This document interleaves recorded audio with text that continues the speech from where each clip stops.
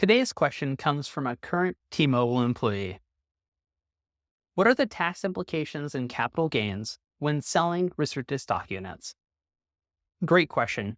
Thank you for asking. Let's start with the basics. Restricted stock units are grants given to employees to help retain them and align their incentives with the company's. If the employee stays employed with the company through a certain date, they'll receive company shares related to the number of restricted stock units. That's called vesting. After vesting, the employee owns and can usually sell the shares right away. Let's look at an example. Let's say someone is granted and accepts 150 restricted stock units. By the way, please accept your grants. For T-Mobile employees, they're usually made available in late February. If they're going to throw money at you, catch it.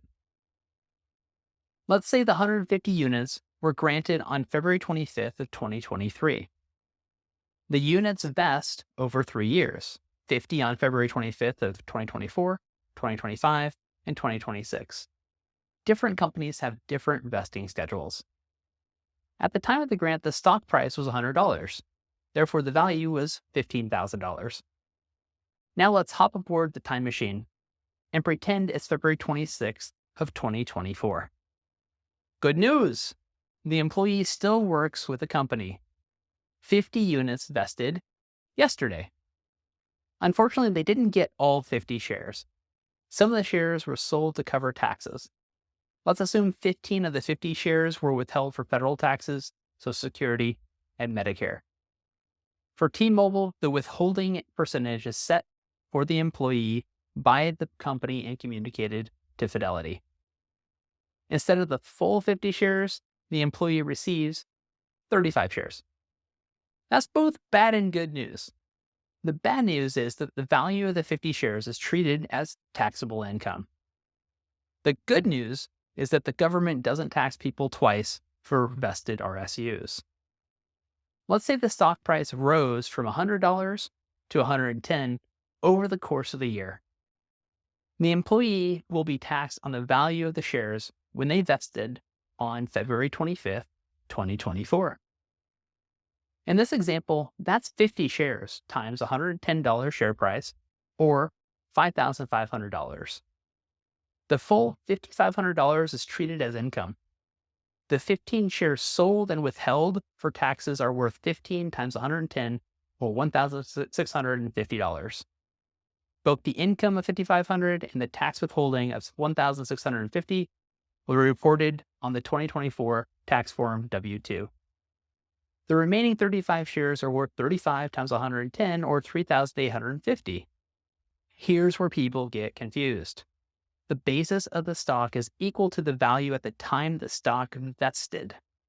The employee gets credit for having paid $3,850 for the 35 shares.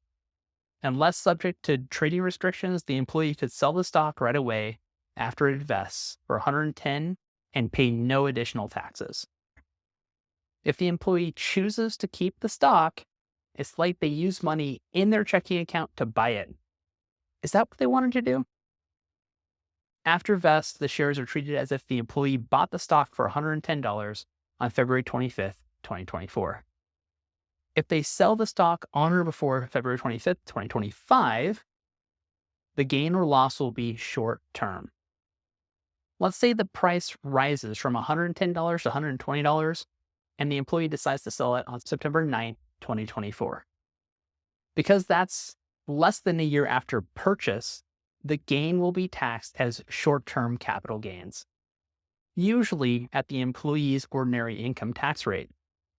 Let's say the employee is at the 24% federal marginal tax bracket, and they live in Washington, which doesn't have an income tax.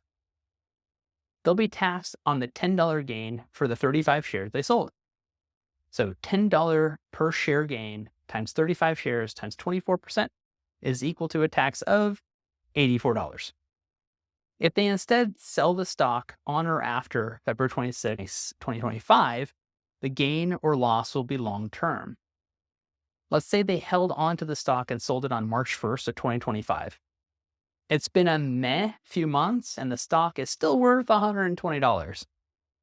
Since they held onto the stock for at least a year and a day, they're taxed their lower long-term capital gains rate of 15%. $10 gain times 35 shares times 15% is $52.50. Instead of paying $84 taxes, they pay about $53. That's months of risk for $32 in tax savings. I realize I chose a simple example. However, the general principles apply to larger restricted stock unit vests. I hope this helps. If you'd like to learn more, check out the insights page on scalefinance.com. Thanks for watching.